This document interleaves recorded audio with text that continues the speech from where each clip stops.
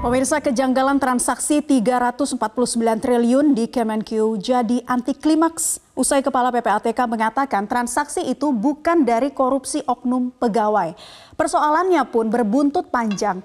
Gaya komunikasi Mahfud MD yang belak-belakan soal temuan PPATK kini memantik tensi para anggota Komisi 3. Akankah pertemuan Menko Polhukam dan DPR besok dapat menghadirkan terang atas sengkarut temuan PPATK di Kemenq? Untuk membahasnya sudah bergabung bersama kami anggota Komisi 3 DPR Arsul Sani dan analis politik Universitas Paramadina Khairul Umam. Selamat pagi Pak Arsul Sani, Pak Khairul Umam. Selamat pagi, Mbak. Selamat pagi. Assalamualaikum warahmatullahi wabarakatuh. Waalaikumsalam warahmatullahi wabarakatuh. Pertama saya ingin ke Pak Khairul Umam. Dari kacamata seorang analis politik, melihat gaya komunikasi yang ditampilkan Menko Polhukam Mahfud MD akhir-akhir ini menuai sorotan ya, karena membuka kebobrokan sejumlah lembaga ke publik. Nah, Anda melihat arah komunikasinya ini kemana sih Pak Khairul Umam? Ya, kalau misal kita melihat pribadi dari Pak Mahfud yang selama ini menjadi individu yang sangat terbuka, dalam bahasa Jawa blak-blakan ya, sehingga kemudian tidak menutup-nutupi apa yang kemudian menjadi concern yang bersangkutan, maka sebenarnya ini adalah sebuah upaya untuk mendorong transparansi dan akuntabilitas di dalam konteks, termasuk konteks TPPU, yaitu sistem keuangan negara. Karena bagaimanapun juga Indonesia dengan GDP yang sangat besar memiliki kepentingan besar untuk memproteksi sistem keuangan kita. Nah, problemnya kemudian apa yang dilakukan oleh Pak Mahfud kemudian berpotensi mengusik zona nyaman dari sejumlah pihak, terutama kalau misal kita lihat dari kajian NRA, National Risk Assessment dari tindak pidana pencucian uang tahun 2020 yang dirilis tahun 2021 yang lalu, sebenarnya ada sejumlah pihak yang kemudian berpotensi memiliki kaitan kuat dengan isu-isu ini. Salah satunya adalah politically exposed person, jadi para elit-elit kekuatan politik. Yang kemudian kedua terkait dengan beneficial ownership atau pemilik korporasi-korporasi besar yang justru memiliki hubungan yang cukup kuat dengan kekuasaan. Nah, kalau misal kemudian data yang dipakai, yang diungkap oleh Pak Mahfud, yang kemudian sebenarnya bersumber dari PPATK sendiri, kemudian memiliki kaitan dengan dua elemen tadi, maka besar kemungkinan ini bukan hanya menjadi isu hukum, tetapi juga bisa merembet menjadi isu politik. Nah, oleh karena itu, ini perlu kita cermati lebih detail. Apakah kemudian ending dari semua ini akan diarahkan di dalam konteks upaya penataan kembali sistem akuntabilitas kita, ataukah justru sifatnya hanya politisasi? Kalau politisasi, kita tentu tidak berharap Pak Asrul semoga bisa mengawal itu dengan baik di Komisi 3. Karena seringkali ketika sebuah kasus hukum yang kemudian mencoba untuk dibuka, datanya clear, faktanya clear, tetapi kalau melibatkan sejumlah politically exposed person, kemudian beneficial ownership yang memiliki kaitan dengan lingkaran kekuasaan, biasanya endingnya win-win solution. Sehingga kemudian diklirkan seolah-olah tidak ada kaitan dengan elemen-elemen tertentu.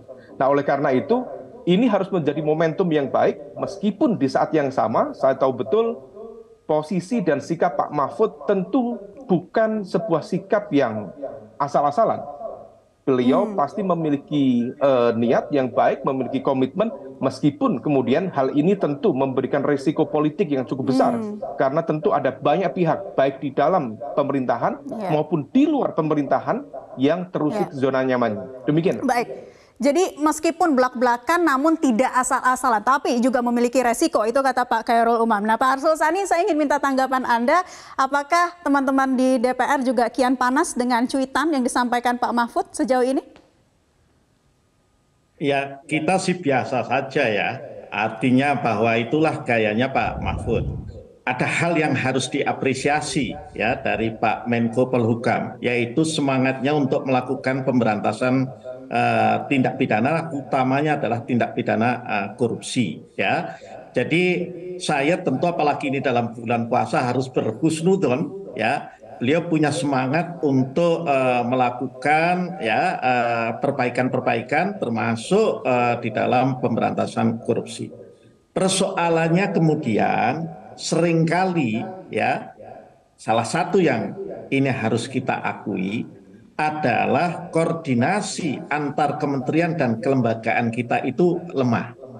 kita itu kan ingin agar kalau ada persoalan disampaikan ke publik, maka kemudian itu dituntaskan, di follow up, tidak sekedar menjadi gimmick, ya, tidak kemudian juga bikin orang hanya terkaget-kaget, tidak juga hanya sekedar dapat tepuk tangan dari teman-teman pengamat, dapat apresiasi dari publik, ya, dapat pujian dari warganet, bukan itu. Itu yang pertama. Kita ingin juga ini diselesaikan. Jadi kalau ada yang mengatakan bahwa kemudian DPR ingin menutup-nutupi atau ada pada arah sebaliknya, itu saya katakan salah besar, ya. Namun demikian, kita ini juga sudah bersepakat bahwa negara kita itu negara hukum.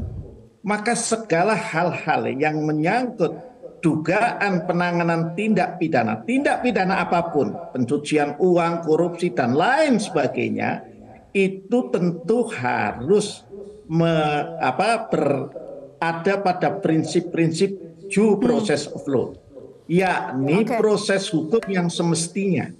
Nah, proses hukum yang semestinya itu apa? Ya, mari juga kita lihat apa yang ada di dalam isi, misalnya Undang-Undang Nomor 8 Tahun 2010. Ya.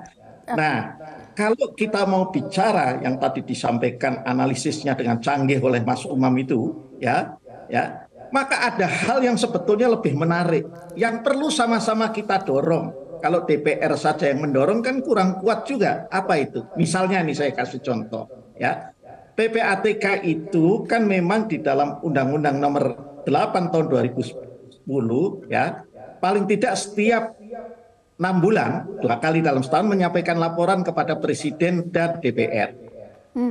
Nah, salah satu bagian yang dilaporkan tentu tidak, yang dilaporkan bukan case by case, karena itu kemudian ada pasal 11 yang menyangkut tentang kerahasiaan atas dokumen dan keterangan, ya. Yang dilaporkan adalah tentu jumlah LHP, LHA. Kalau kita bicara LHP dan LHA dari transaksi mencurigakan, itu maknanya ada indikasi tindak pidana pencucian uang. Kalau ada tindak pidana pencucian uang, itu artinya juga ada tindak pidana asalnya. Bisa dari kepabeanan, bisa dari pajak, bisa dari lingkungan, bisa dari narkoba, bisa juga dari korupsi, ya. Nah, macam-macam. Itu semuanya dari yang diserahkan oleh PPATK kepada APH, aparatur penegak hukum kita yang terdiri dari Polri, Kejaksaan, KPK, dan instansi tertentu yang memiliki PPNS, seperti misalnya kalau lingkungan itu Direktorat Jenderal Penegakan Hukum, itu laporannya PPATK kepada kami, itu yang di follow up hanya sekitar 35-40%. Kenapa enggak?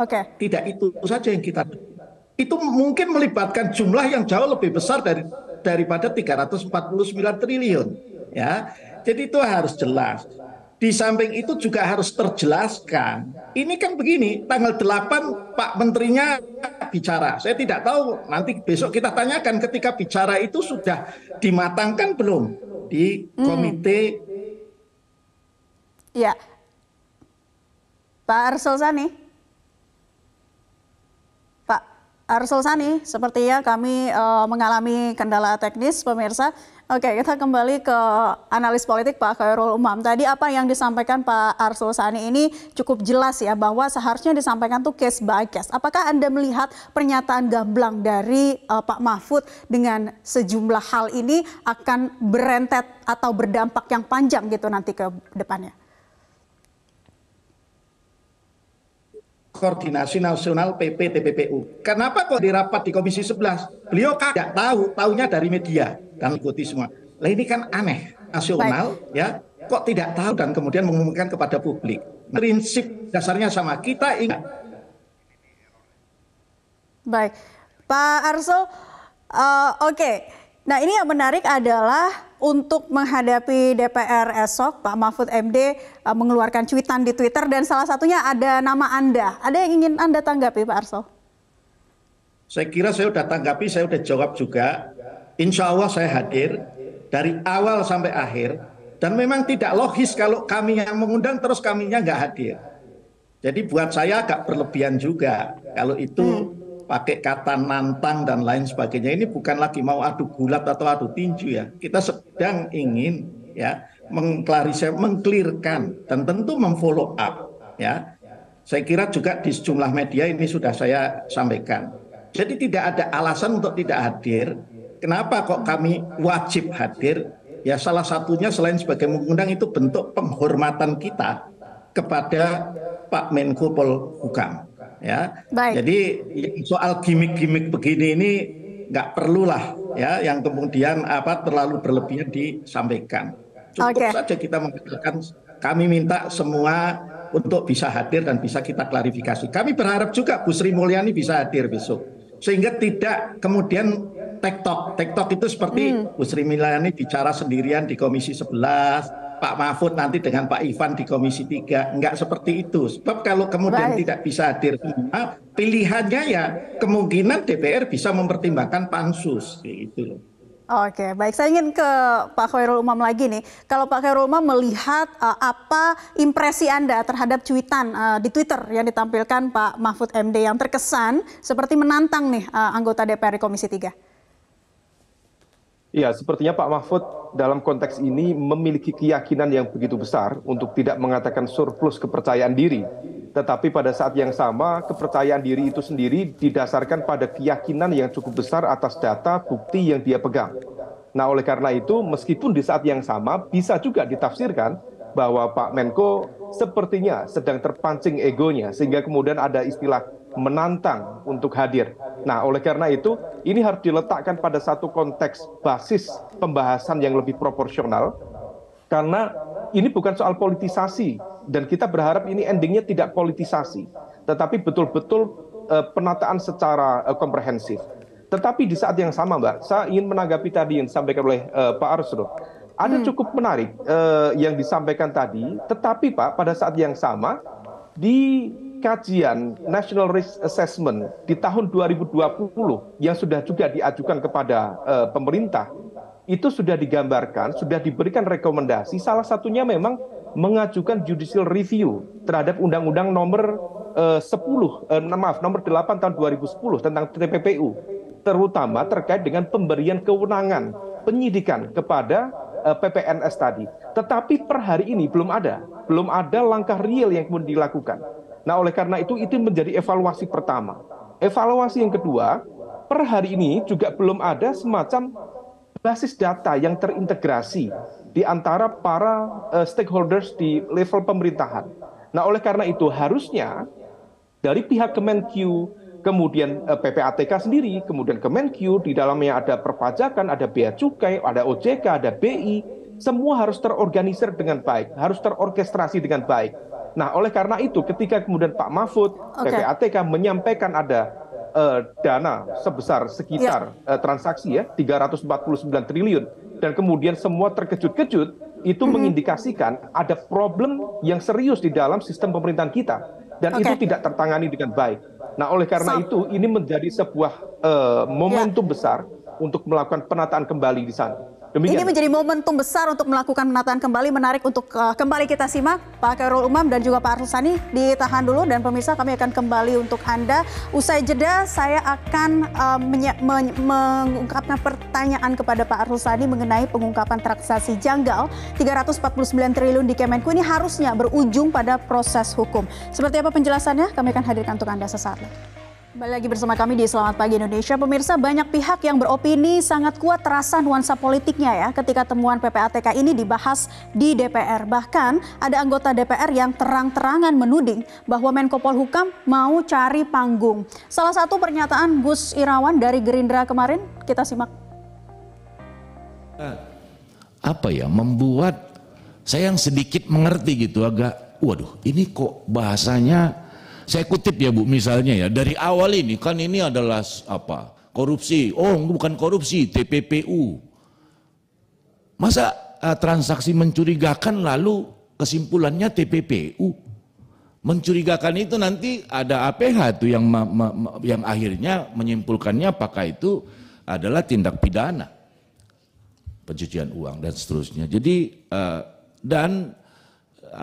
cara menyampaikan tadi awalnya saya pikir ini Pak Mahfud ini cari panggung gitu. Tapi kan sebagai Menko beliau udah panggungnya udah banyak dan luas sekali Bu sebetulnya, dan ya kurang besar.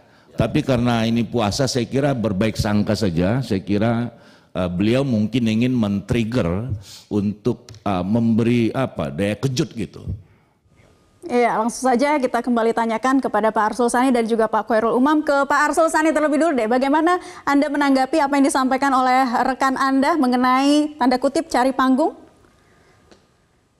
Saya ingin berhusnuzon, apalagi ini di bulan puasa, bahwa niatnya Pak Mahfud itu niat baik ya, untuk memperbaiki negara ini, untuk melakukan pemberantasan terhadap tindak pidana ya, terutama tindak pidana pencucian uang, tentu dengan tindak pidana asalnya ya. Bahwa kemudian itu dianggap sebagai panggung lah, memang kita hidup ini kan juga memang kadang butuh panggung juga. Sepanjang semuanya proporsional, jelas, dan tidak kemudian berakhir hanya sebagai gimmick ya, nggak apa-apa juga kalaupun itu katakanlah ada unsur mencari panggungnya. Meskipun saya tetap berhusnudon ya kepada Pak Mahfud. Justru yang jadi persoalan adalah kemudian kalau dikesankan ya, kalau bagi kami bahwa DPR ingin menutup-nutupi ya, karena misalnya ada koleha saya atau ada siapa, enggak gitu. Kita itu proses saja semua. Ya, yang tadi disampaikan Mas Umam itu jangan sampai terjadi ya. Kemudian ada political deal lah, itu ya. Ya, kita harus dorong itu kewajiban. Dan saya tidak ada beban untuk ikut mendorong itu ya. Ya. Untuk apalagi wong selama ini kalaupun ada kasus-kasus termasuk kasus korupsi yang menyangkut pimpinan partai, saya juga tidak pernah against kok. Artinya tidak kemudian mengkonter balik, memojokkan balik penegak hukumnya ya. Itu semua ada kewenangan sesuai dengan tupoksinya, dan kewajiban kita termasuk kami yang di DPR justru untuk mendorong itu ya. Yang tidak boleh terjadi itu justru kalau berhenti sekali lagi hanya kemudian di ruang publik yang berakhir dengan kegaduhan, itu saja. Itu. Jangan sampai berakhir dengan kegaduhan seperti itu ya. Tapi Pak Khairul Umam, boleh juga Anda tanggapi pernyataan tadi yang menyebut Pak Mahfud MD cari panggung. Seperti apa sih lebih spesifiknya? Arahnya kemana nih kalau Anda lihat? Iya, kalau tudingan kepada Pak Mahfud mencari panggung, saya pikir itu bukan tudingan baru. Beliau juga cukup sering diserang oleh berbagai pihak dengan mengatakan bahwa beliau cari panggung, Menko tapi rasa komentator dan sebagainya. Tetapi di saat yang sama kita juga mencermati secara proporsional bahwa ada sisi-sisi yang kemudian bisa dia lead, bisa dia kemudian guide untuk membuka kebenaran baru. Apa yang dilakukan Pak Mahfud misalnya terkait dengan kasus Sambo, bagi sebagian pihak mungkin ketika orang menempati posisi sebagai Menko belum tentu juga memiliki keberanian untuk melakukan itu. Tetapi di saat yang sama ketika kemudian dia perlahan buka itu, ada sisi yang justru menunjukkan kebenaran baru. Nah, oleh karena itu di dalam konteks ini, kalau benar ini TPPU, justru ini akan menjadi sebuah celah untuk perbaikan yang sangat fundamental. Jangan sampai narasi tentang pencegahan korupsi, narasi tentang good governance disampaikan oleh pemerintah itu cuma sekedar gimmick. Karena bagaimanapun juga yang terjadi, kalau misal dari hasil kajian di PPATK sendiri beberapa tahun terakhir, tindak pidana asal yang memiliki risiko tinggi dalam konteks TPPU itu hanya korupsi dan narkotika. Sementara dalam konteks perpajakan termasuk bea cukai itu masuk dalam kategori menengah. Artinya kita tidak masuk dalam radar itu karena dianggap sudah baik. Nah, sekarang terbuka sejumlah kasus yang justru menunjukkan hal yang sebaliknya. Nah, oleh karena itu, terlepas dari motivasi Pak Mahfud, apakah mencari panggung, kemudian mencari legitimasi politik, tetapi ini kemudian membuka satu celah supaya kemudian terbuka hal-hal yang bisa dilakukan perbaikan secara fundamental. Karena bagaimanapun juga, fakta menunjukkan, sebagaimana tadi disampaikan oleh teman-teman di Komisi 11, bahwa ternyata statement ini juga mengagetkan mereka yang dari sejumlah kementerian.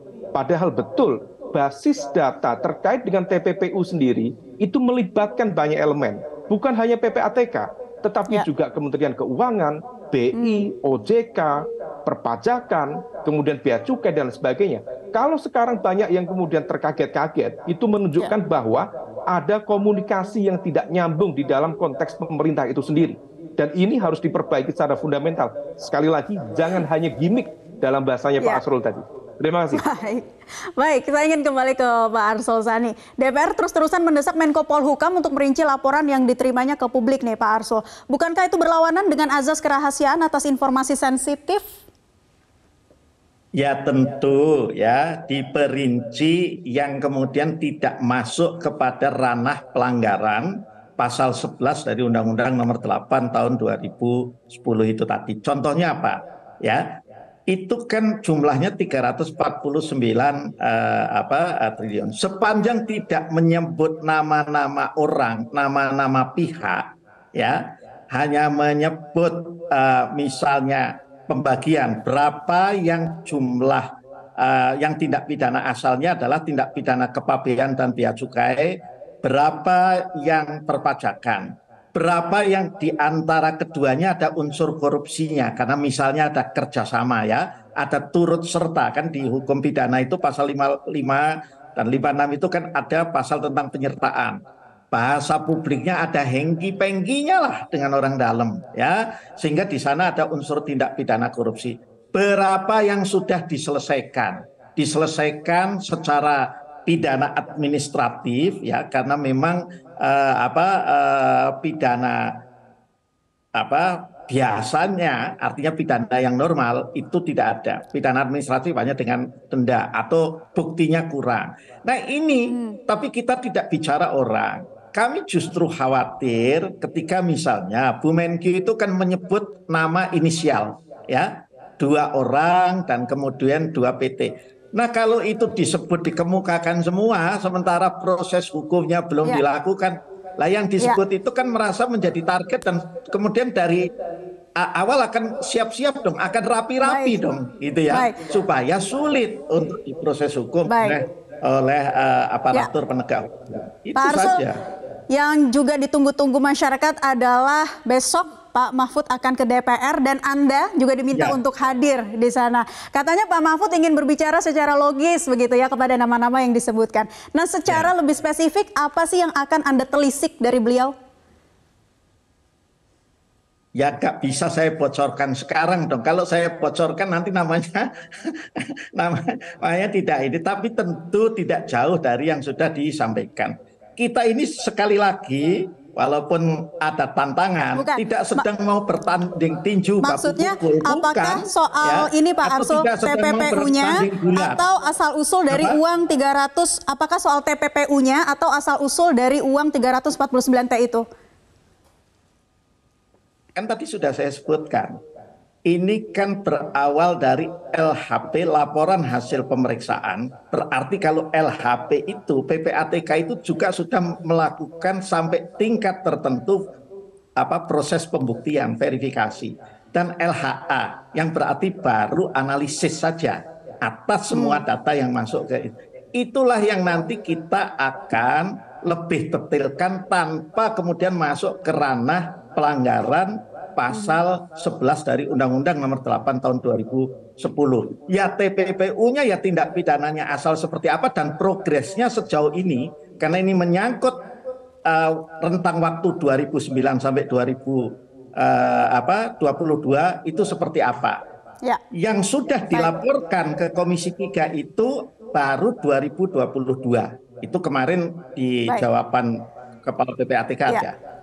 Ya, tentunya kita akan tunggu bersama bagaimana kelanjutannya komunikasi yang dibangun antara Menko Polhukam dengan DPR di Komisi 3 besok. Terima kasih Pak Arsul Sani, anggota Komisi 3 DPR RI dan analis politik Pak Khairul Umam sudah bergabung di Selamat Pagi Indonesia.